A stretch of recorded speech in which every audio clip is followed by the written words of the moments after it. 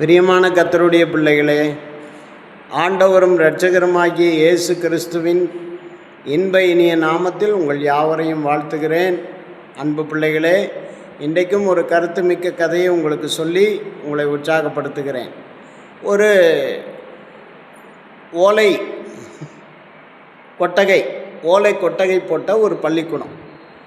அந்த பள்ளிக்கூடத்தில் ஒரு திறமையான ஒரு ஆசிரியர், நல்ல பாடம் எடுக்கக்கூடியவர், தன்னுடைய மாணவர்களை எல்லாம் உட்கார வைத்து கொண்டு பாடம் எடுத்து கொண்டிருக்கிறார். பாடம் எடுத்து ரொம்ப சின்சியராக பாடம் எடுக்கிறார்.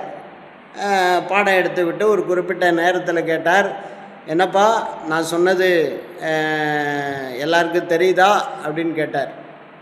சார் தெரியுது சார். என்னடா தெரியுது? இன்னும் வால் மட்டும் தெரியுது சார் அப்படின்னா. என்ன வால் மட்டும் தெரியுது அப்படின்னாக்கா, சார் மேலே எலி போகுது சார், எலி உள்ளே போயிடுச்சு, வால் மட்டும்தான் சார் வெளியில் தெரியுதுன்னா. அப்போ பாருங்கள், பிள்ளைகள் பாடம் படிக்கும்போது அதை எப்படி கவனிக்கிறார்கள்?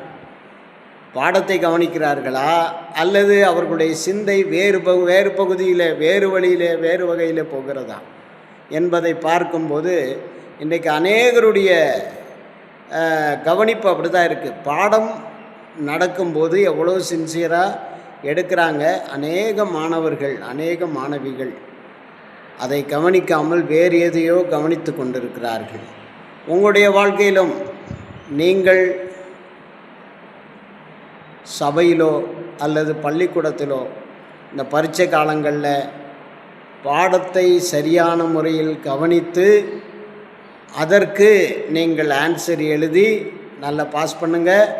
ஆண்டவர் உங்களை ஆசீர்வதிப்பார். அதே போல் சபையில் போனாலும் உங்கள் போதகர் பிரசங்கம் பண்ணுற பிரசங்கத்தை கவனமாக கேட்டு அதன் வழியில் நடக்க பழகுங்க. ஆண்டவர் உங்களை ஆசீர்வதிப்பார். மீண்டும் ஒரு நல்ல கருத்துமிக்க கதையோடு உங்களை சந்திக்கிறேன்.